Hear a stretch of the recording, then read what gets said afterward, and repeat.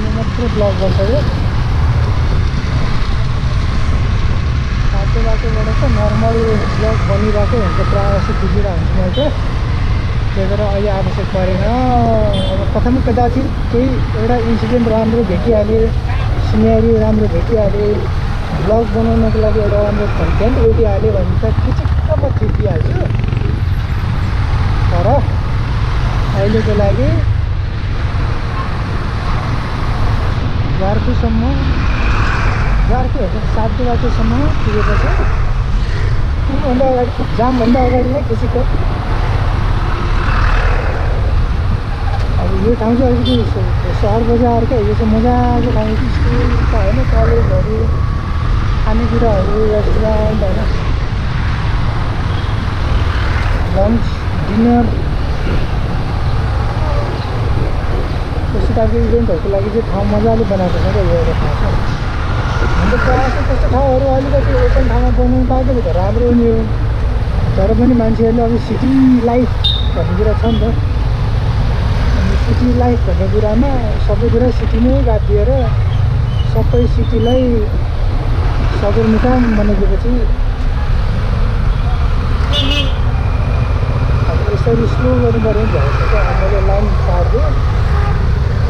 यहाँतिर आउनुभयो यहाँतिर पनि आँटेको थियो तर म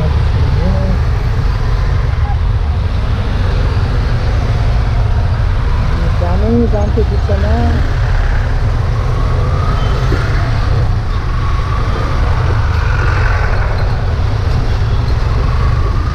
गर्दै जानुपर्ने भयो लाइनभित्र त कुरोनै पऱ्यो लाइन बाहिर त चलाउनु भएन ट्राफिकको नियत सिसी क्यामेराको नियत 3 बेला 5 बजी गर्दै हुन्छ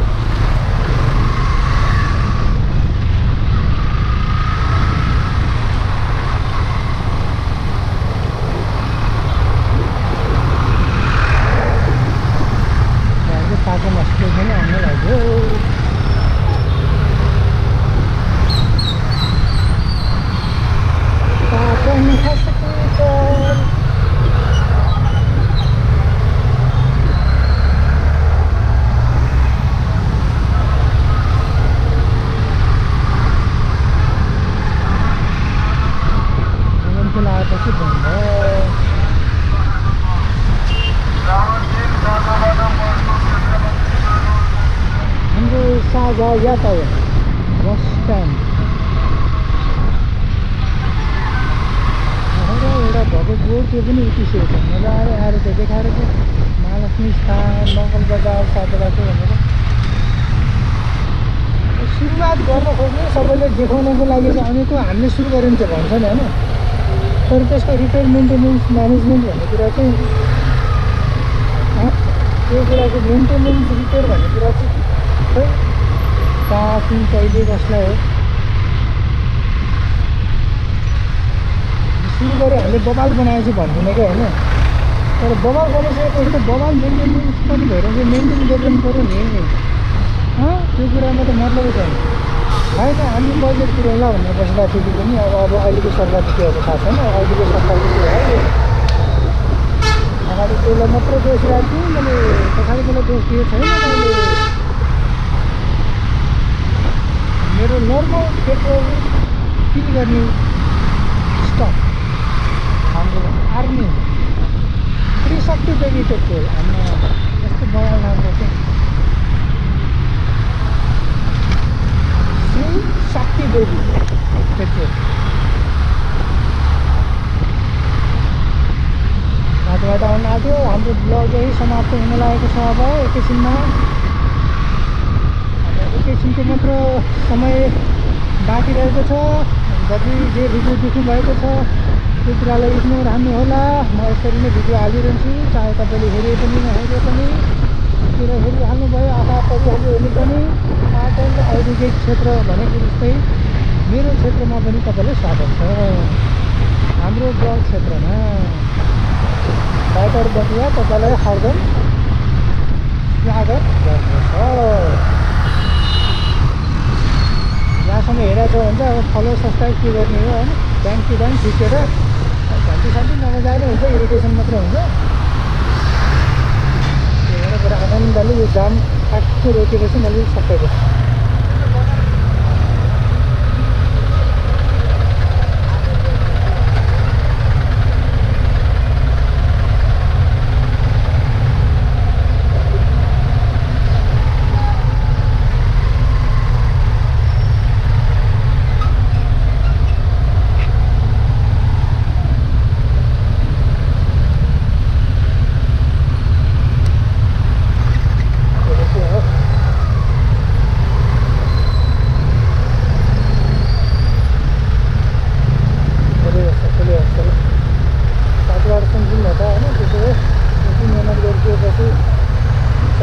सकौँ न खुला रहेन नि त, त्यो खुला हो।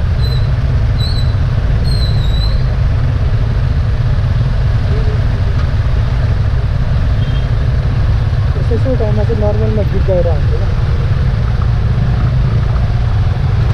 ठन्डा छ नि त, रियाज हुन्छ रियाज। तेरा नाम इश्क, मेरा नाम इश्क, तेरा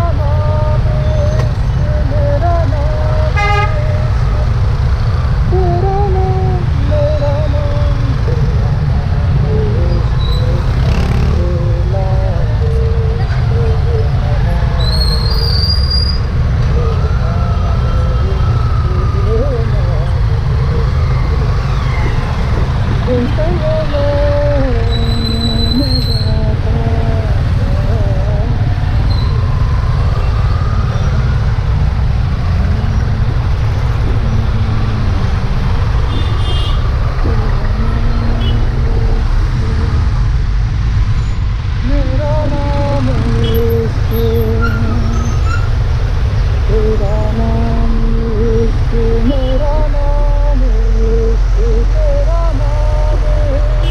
मेरा नाम, तेरा नाम